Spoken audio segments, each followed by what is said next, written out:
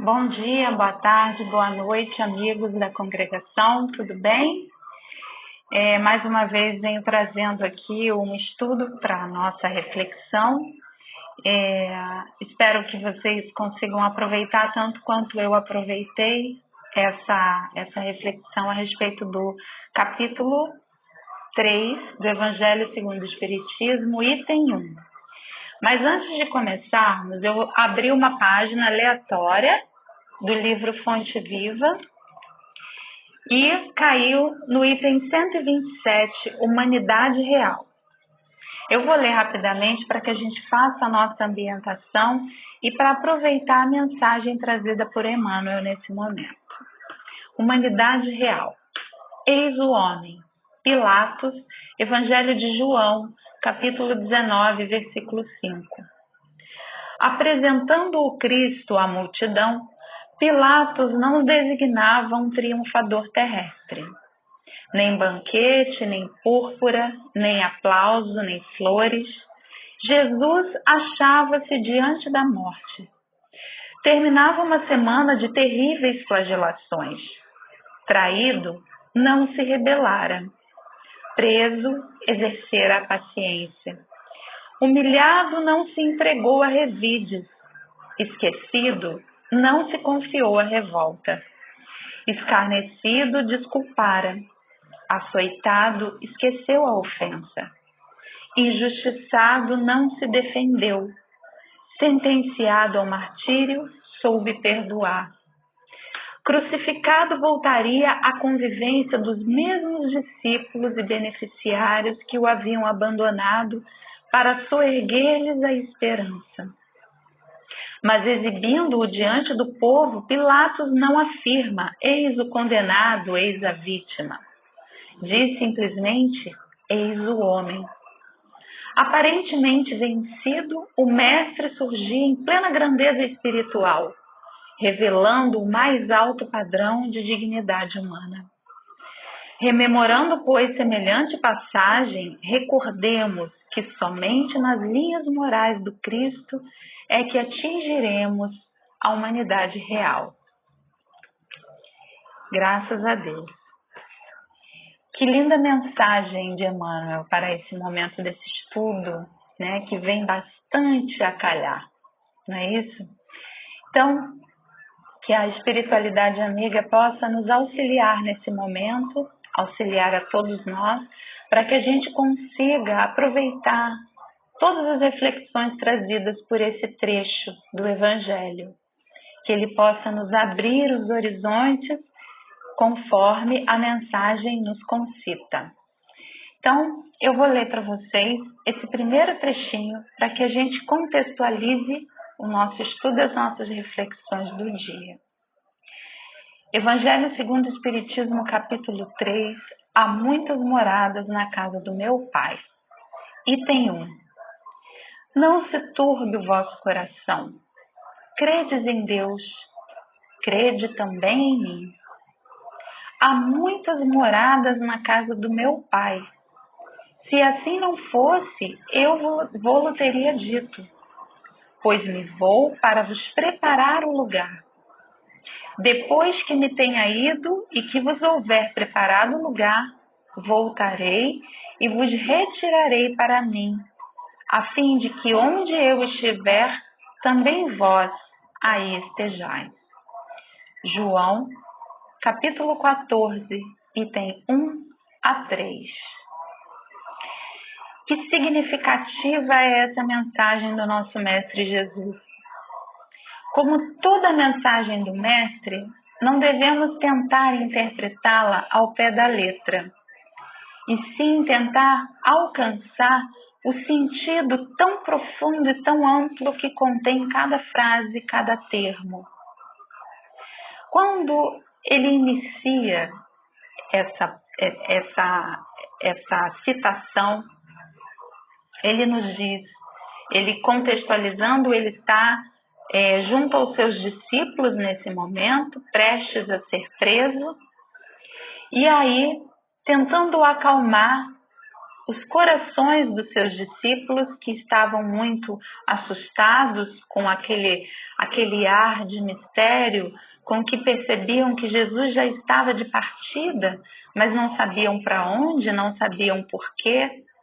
E Jesus então fala para eles: não se turbe o vosso coração, acalmem-se, não se preocupem. Por que tanta insegurança? Por que tanta preocupação? Né? Então é esse o chamado inicial que Jesus faz. E aí, imediatamente após, ele fala: credes em Deus, crede também em mim. Então, essa frase inicial de Jesus aos seus discípulos, né, e se nós trouxermos para nós também, isso nos traz uma calma, uma segurança. Né? Jesus tenta passar nesse momento que eles precisavam confiar, que eles precisavam ter calma. Acreditem em Deus, mas acreditem também em mim.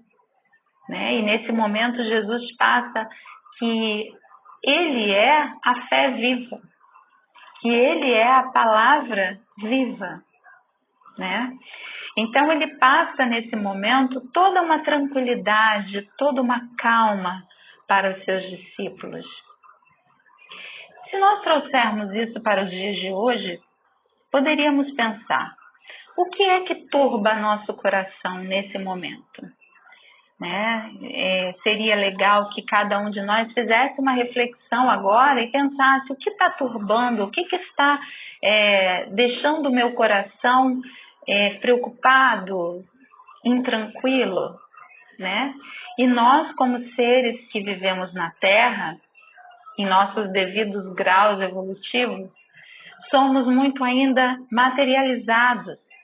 E as nossas preocupações tendem a girar muito das questões materiais. Então, todas as preocupações relacionadas ao campo material nos trazem intranquilidade aos nossos corações. As nossas inseguranças, as nossas preocupações com o dia de amanhã, as nossas preocupações com o que estamos passando nesse momento, no hoje, e que nos tira o chão muitas vezes. As nossas preocupações com o que está acontecendo no mundo, os nossos medos, o medo daquilo que ainda não conhecemos, do que não sabemos que vai acontecer amanhã. Essa necessidade de controle do futuro, como isso nos traz inseguranças? Porque por mais que a gente saiba que Deus está acima de tudo, que o controle maior está com Ele, ainda tentamos controlar o incontrolável. Ainda tentamos controlar as informações que não sabemos, aquilo que nós não conhecemos. O que vai acontecer no momento seguinte não está nas minhas mãos. Mas se eu não percebo que tenho um mínimo de controle sobre aquela situação, o meu coração imediatamente se enche de insegurança, se enche de ansiedade. Né? Então, nesse momento, Jesus também nos convida na atualidade: não se turbe o vosso coração. Credes em Deus e crede também em mim. Então, essas questões do dia a dia, o quanto nós nos preocupamos e quanto nosso coração vem sendo perturbado pelos acontecimentos, nos mostra até que ponto nós cremos em Deus e cremos em Jesus. Cremos que tudo está no controle dele, tudo está em suas mãos e não na nossa. Quando percebemos que não temos controle sobre alguma coisa e conseguimos entregar isso àquele que tem, isso traz tranquilidade ao nosso coração. À medida que nós queremos dar conta de tudo, entender o que não está sendo nesse momento claro para entendimento, né? Ou então dar conta de coisas que eu não tenho conhecimento. Nesse momento eu encho meu coração de ansiedade, eu encho meu coração de intranquilidade. Quanto às minhas necessidades materiais, o meu medo por eu não ter aquilo que eu preciso ter, o medo de não ter o meu alimento, o medo de não ter a roupa, o medo de não ter o suprimento de que necessito, o quanto a minha ansiedade me faz correr aos mercados no intuito de ter segurança, de comprar o máximo que eu puder para uma eventual crise onde nada se tenha.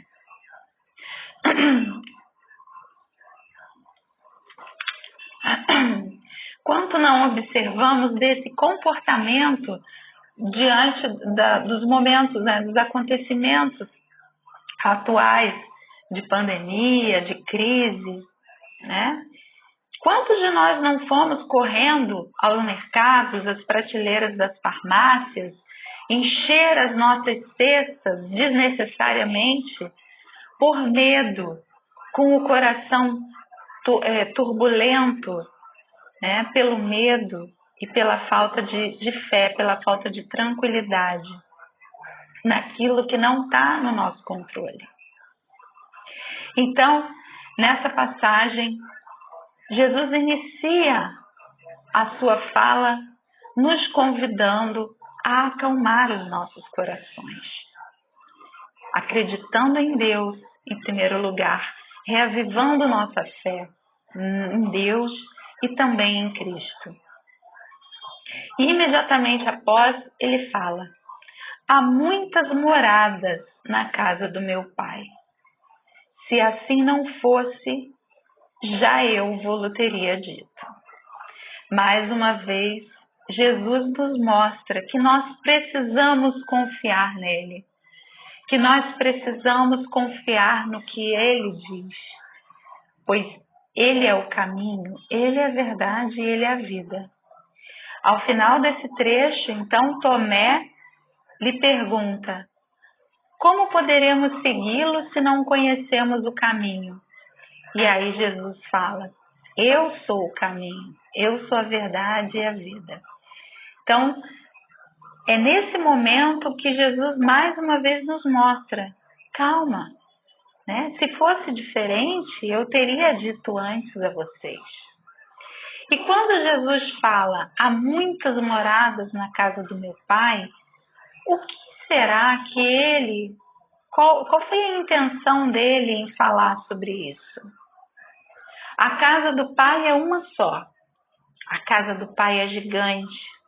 A casa do Pai cabe todas as moradas, né? E quando a gente pensa do ponto de vista espírita, né, quando nós conseguimos observar o que o Espiritismo tem a nos dizer sobre isso, né, a gente consegue entender que as diversas moradas, que a casa do Pai, a princípio, é todo o universo, é toda a sua criação. E que as diversas moradas seríamos nós, em todos os nossos níveis evolutivos. Mas quando eu falo nós, eu não estou falando só sobre os humanos viventes na Terra. Eu estou falando sobre todos os humanos.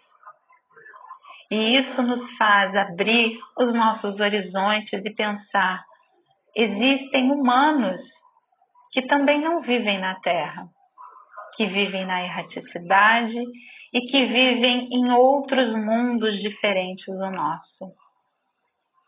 Segundo o Livro dos Espíritos, talvez eu não me lembre exatamente a questão, todos os globos do universo são habitados por seres humanos.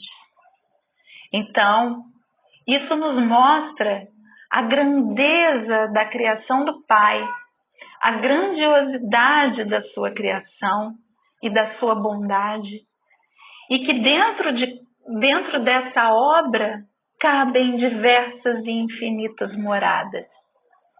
E como se daria essa separação ou essa classificação entre as moradas? Segundo o Evangelho, através dos níveis evolutivos em que estaríamos. Seria nossa consciência, nossos níveis de entendimento das leis que nos classificariam, que nos colocariam em determinados campos vibracionais. Poderíamos dizer que esses campos vibracionais criados pela minha consciência seria uma morada, onde seres semelhantes a mim estariam. E os diversos mundos em seus diversos níveis também outras moradas. Então nós teríamos aqui as moradas no campo da erraticidade e as moradas no campo do universo em seus diversos mundos e em seus diversos níveis evolutivos. Mas trazendo para o nosso dia a dia, como é que nós poderemos entender essa mensagem? Ou essa pequena frase: há muitas moradas na casa do meu Pai.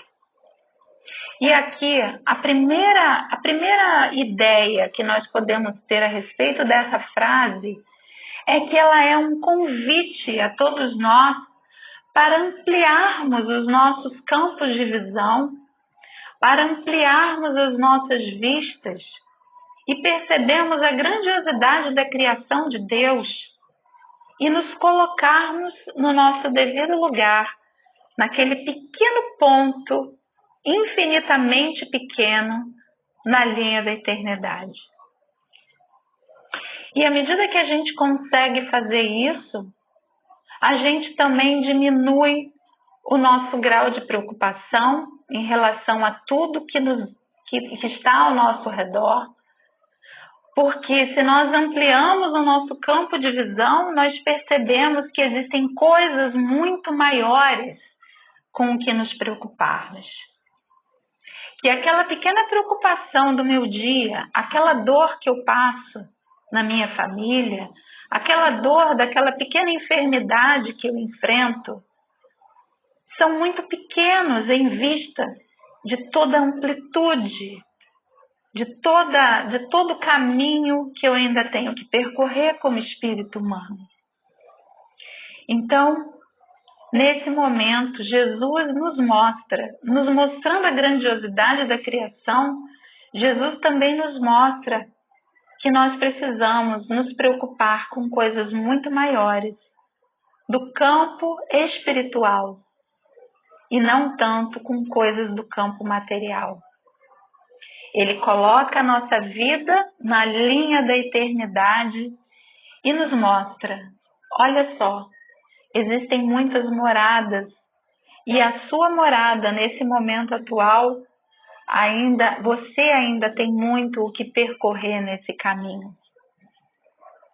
Dessa forma, então, à medida que nós nos vemos na escala evolutiva, nos colocamos no nosso lugar na escala evolutiva, nós somos convidados a refletir, nós somos convidados a pensar que nós precisamos evoluir. E como fazer isso? Diante de tanta grandiosidade, de tanta beleza, como eu evoluo?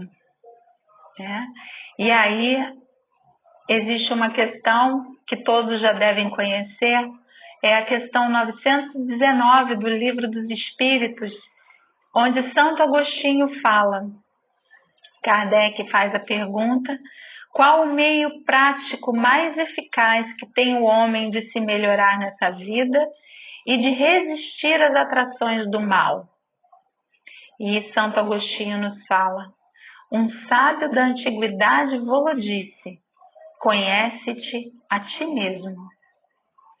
E nesse momento, mais uma vez, né, somos convidados a nos conhecer, a olhar primeiro para nós e muito menos para os outros, a olhar para as questões que me impedem de seguir adiante e muito menos para as questões do irmão com as suas dificuldades.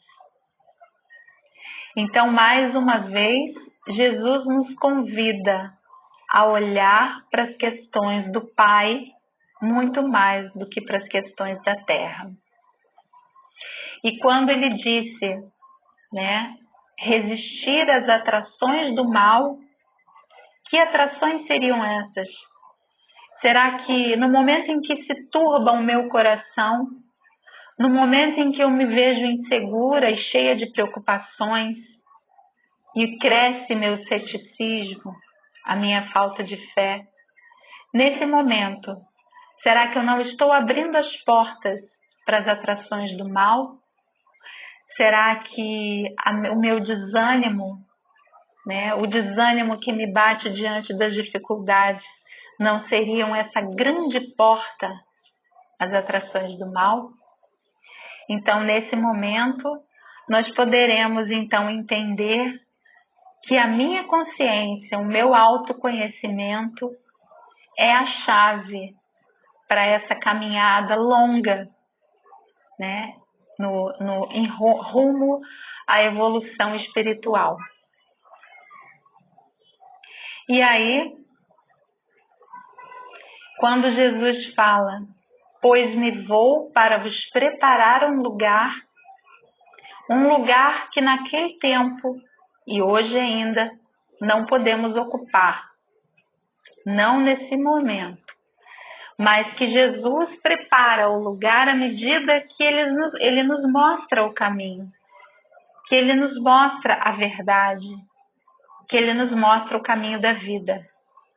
Nessa hora, ele prepara o nosso lugar. Cabe a nós buscarmos esse caminho, buscarmos essa caminhada, né, de acordo com o que ele nos ensina.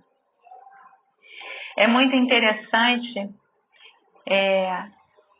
assistindo uma palestra do Haroldo Dutra, ele menciona um acontecimento que houve com Chico há um tempo atrás, né, Chico Xavier, onde ele recebia um senhor com certa frequência, pois esse senhor buscava mensagens da sua avó, e aí, ou da sua mãe, se não me engano.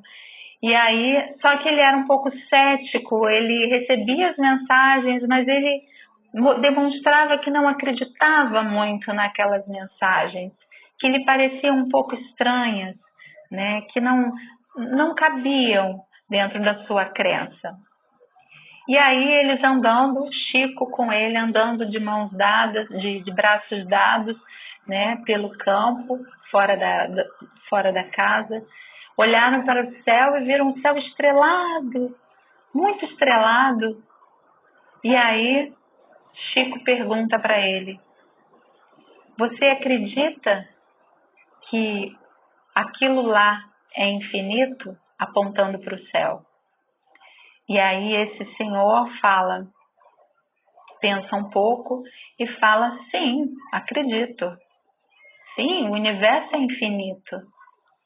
E aí Chico pergunta para ele, se lá é infinito, por que aqui ainda não é? E aí nesse momento ele trouxe reflexão, por que nós vivemos tão presos às nossas realidades materiais? Por que nós não ampliamos ou temos tanta dificuldade em ampliar os nossos campos de visão?